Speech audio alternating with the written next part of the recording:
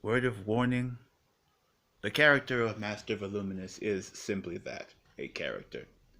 He might not be evil, but he is definitely a bastard. So try not to let what he says offend you, okay? Enjoy.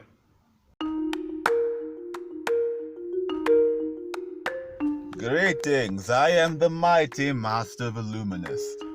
Teacher, commentator, and most importantly to you, storyteller. Today we continue the Voluminous Read series with the second last story in the horror novella Phinki. So far we've looked at 4 women: Tando Ndelu, whose husband caused her to have a miscarriage, Akona Dala, whose boyfriend continuously harassed her, Jordan Forey, whose girlfriend kept her in their apartment, and Amanda Smith, who abused her husband. All of these women were possessed by an evil spirit called Phinki, who specifically targets women in abusive relationships and dangerous situations. I recommend looking at the other episodes on the podcast or purchasing the book on Amazon to see how all of these stories end. We're going to take a break from domestic violence in this episode, and instead take a look at one of this world's most heinous crimes. And our protagonist is Tasha Naidoo. Before we begin reading, I am going to list all the ways in which you may seek more content or an audience with the Master. First, check out mortiferousarcadia.blogspot.com. That is our main website.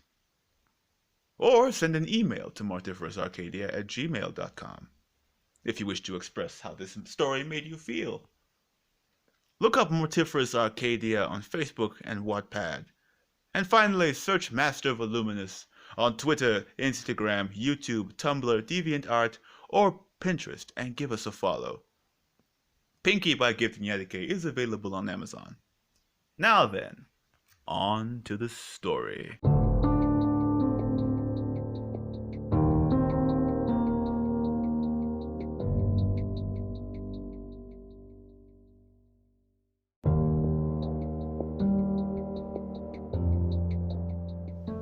Tasha Naidoo. She takes the watch out of the box. She had gotten it yesterday as a birthday gift. It has a black strap, a golden case with a pink crystal, black Roman numerals on its black face. The hands are gold with pointed teeth.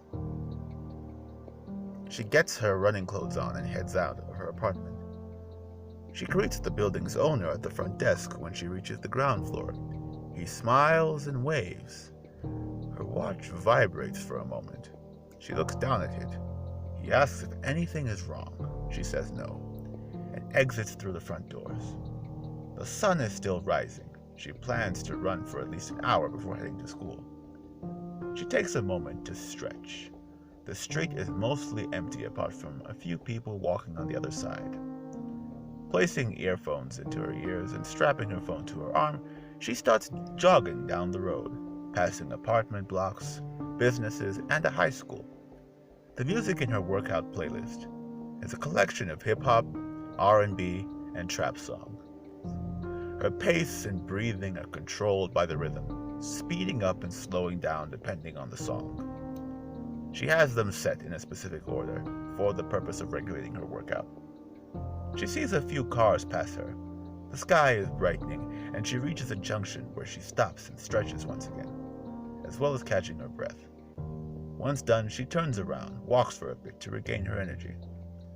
As she goes back up the road, the street slowly fills up with cars and people.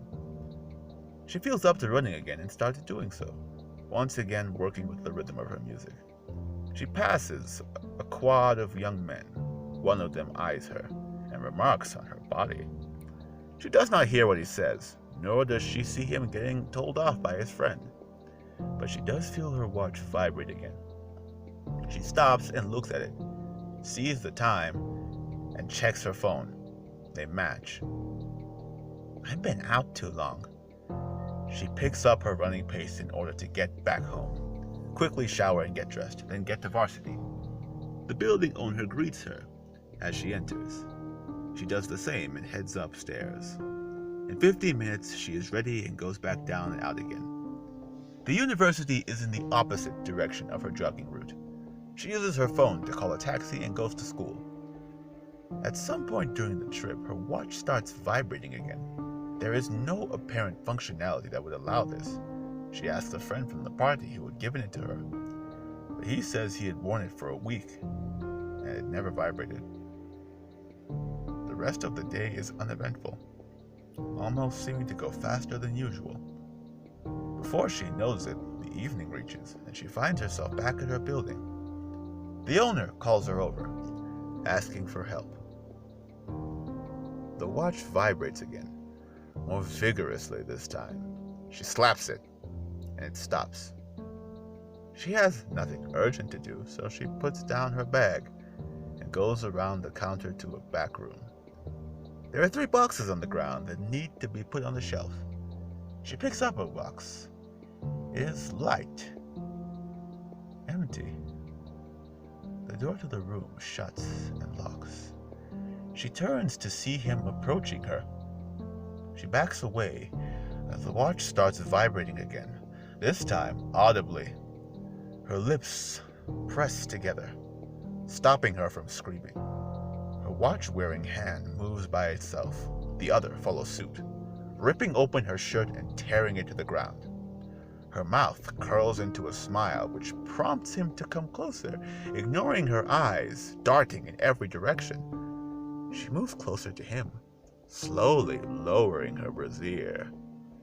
He reaches out to touch her breast, and with her eyes slowly welling up with tears, she gently places his hand on it.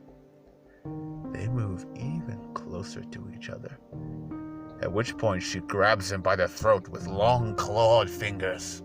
She slams him against the door and pushes down on his larynx. The watch is still vibrating. The hands are moving fast enough to create a golden round blur. She feels her smile widen and her brows furrow. Her free hand slides the pointed tip of its finger down his stomach. A fast-paced song from her playlist is playing in her mind. He's on the floor. She's on top. Her eyes are wide, tears dripping from them. He is suffocating. The song ends. Her lips no longer stick to each other. She arches her back and screams, throwing her arms up while still holding his neck. His head hits the ceiling and bounces on top of hers before hitting the ground. The watch stops vibrating. The hands stop moving. She throws up and collapses. A different song starts playing in her head again, one she is not familiar with. There are lyrics, but the music is eerily similar to laughter.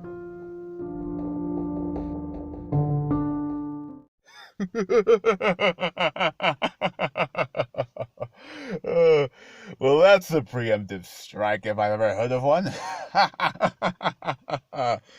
Oh, lady, the damn watch was trying to warn you. How could you not see it?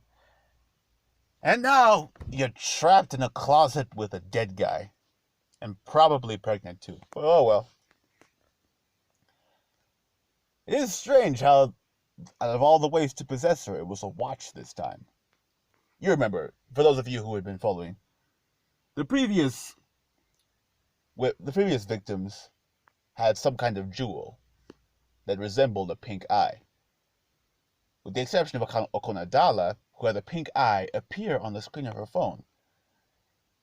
There's no eye here, except for the watch, maybe. When the hands started moving so fast, they were creating a circular blur. It sort of created an eye, but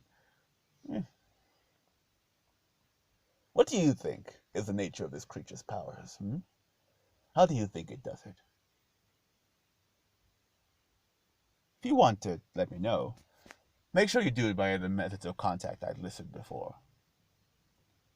In the next episode, we will be looking at the final story in Phinki. From which point, we will move on to another story written by Gift Enyadike. Vato or Feel Free to Die. And I'm certainly looking forward to that one. Goodbye, my listeners.